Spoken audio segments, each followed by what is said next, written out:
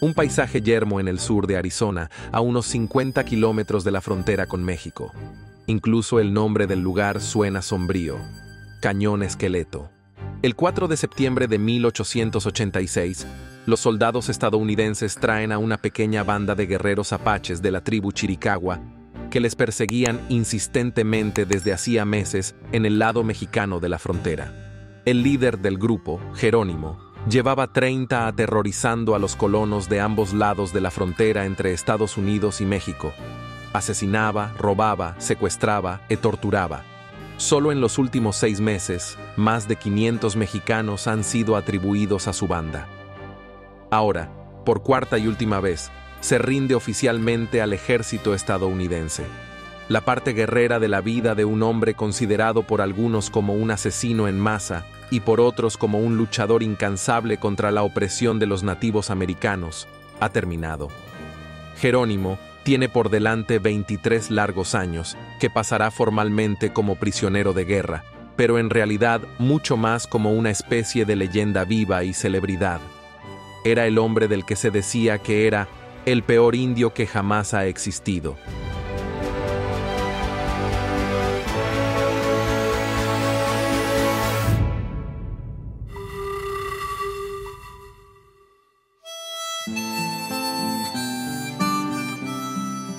Su abuelo era un reputado curandero de una rama de la tribu Chiricahua, y su nieto fue criado según la tradición india.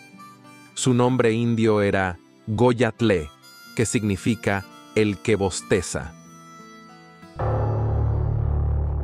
Un momento clave en su vida posterior fue el 5 de marzo de 1858. Entonces ya tenía una esposa y 3 hijos. Cuando él y otros guerreros partieron, un grupo de soldados mexicanos atacó su campamento cerca de la actual ciudad de Janos. Entre los indios masacrados estaban la madre de Goyatlé, su esposa y todos los niños. Desde el siglo XVI, los colonos mexicanos, es decir, descendientes de inmigrantes españoles, habían estado llegando aquí. Establecieron granjas y aldeas en lugares que las tribus apaches consideraban de su propiedad.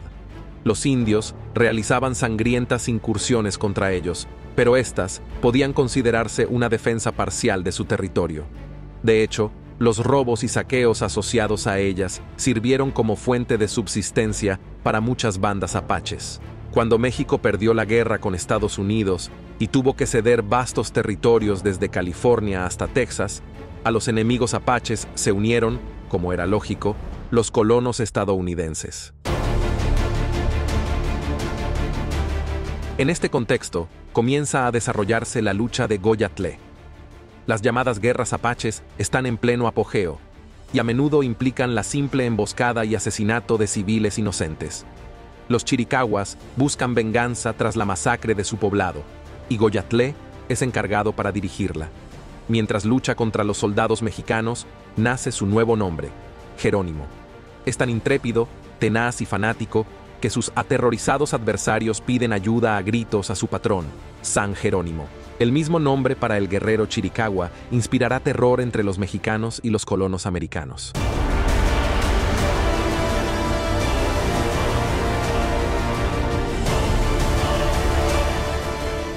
Las incursiones apaches siempre han sido muy sangrientas, desde hace unos 250 años.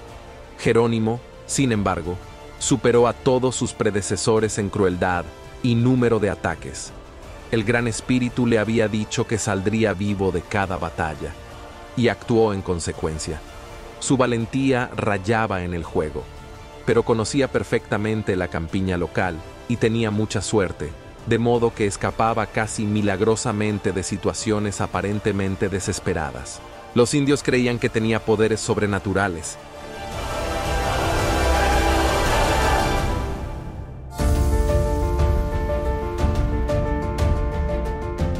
Jerónimo se rindió 3 veces al ejército estadounidense, que le superaba en número, y aceptó ir a la reserva. Sin embargo, en todas las ocasiones huyó.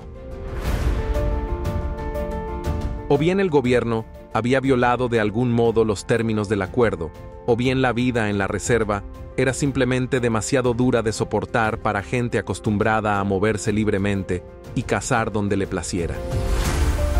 Después de cada huida de la reserva, Jerónimo cruzaba al lado mexicano de la frontera, donde los soldados estadounidenses no podían seguirle, y aquí él y un pequeño grupo de compañeros de tribu robaban y mataban.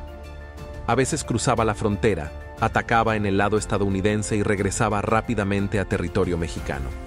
Atacaba ranchos y granjas aisladas, robaba ganado y armas, y solía matar a la gente que encontraba para deshacerse de testigos.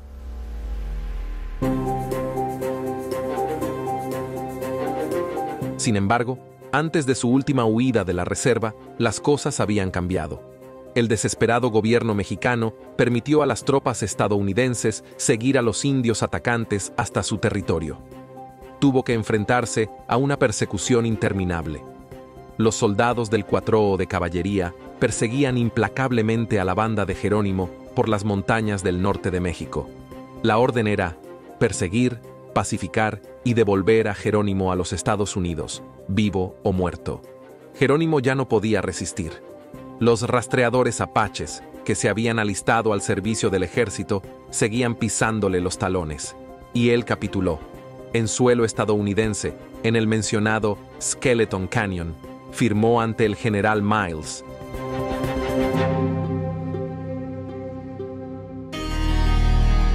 Jerónimo y sus hombres eran ahora prisioneros de guerra.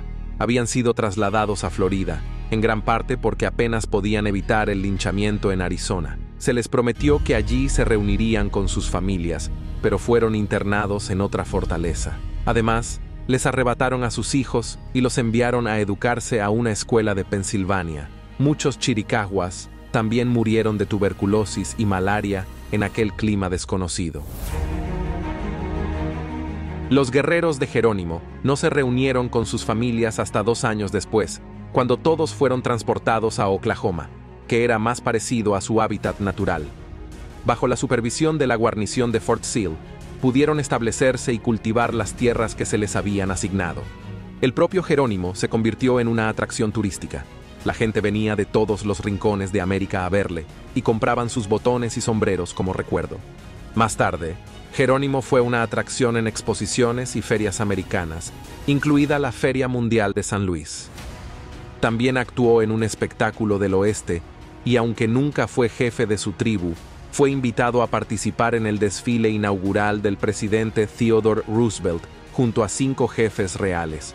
Que un hombre con su pasado aparece en una ocasión tan solemne es una de las muchas paradojas de la vida de Jerónimo.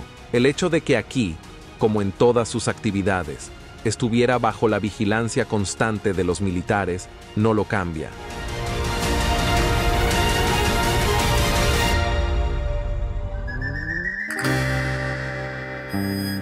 En febrero de 1909, Jerónimo se cayó de su caballo en Fort Sill, no se podía mover y permaneció tendido en el suelo durante toda la fría noche. Pocos días después, a la edad de unos 80 años, murió de neumonía. Está enterrado en el cementerio Apache de Fort Sill, Oklahoma. Así termina la extraordinaria historia de la vida de un hombre que luchó contra mexicanos y estadounidenses durante 30 años y que acabó convirtiéndose en una celebridad por sus incuestionables crímenes. Los hombres tenían opiniones fundamentalmente diferentes de él durante su vida y nada ha cambiado aún hoy.